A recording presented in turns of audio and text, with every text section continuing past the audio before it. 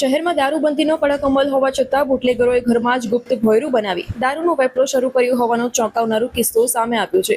LCB zone 3ની ટીમે બાતમીના આધારે વાઘોડિયા રોડ પર ડીમાર્ટની પાછળ આવેલી જાનકી ડુપ્લેક્સ સોસાયટીના એક મકાનમાં દરોડો પાડી મોટી સફળતા મેળવી છે.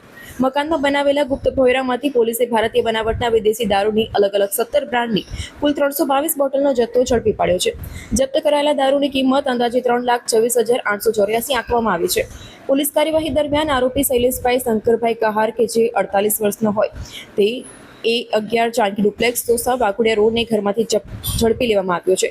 પૂછપરછમાં સામે આવ્યું છે કે આ દારૂનો મુખ્ય સપ્લાયર ચેતન ચંદુભાઈ કહાર કે જે સ્લમ ક્વાર્ટર્સમાં રહે છે, જે હાલ ફરાર છે. આરોપીઓ પોતાના રહેણાંક મકાનમાં જ ગુપ્ત ભોંયરું બનાવી તેમાં દારૂનો જથ્થો સંગ્રહ કરી વેચાણ કરતા હોવાની બાતમી મળી હતી. આ બાતમીના આધારે રેડ કરતા સમગ્ર રેકેટનો પર્દાફાશ થયો હતો. પકડાયેલા શૈલેષ કહાર વિરુદ્ધ પાણીગેટ પોલીસ સ્ટેશનમાં પ્રોહિબિશન એક્ટ હેઠળ ગુનો નોંધી કાયદેસરની કાર્યવાહી હાથ ધરાઈ છે.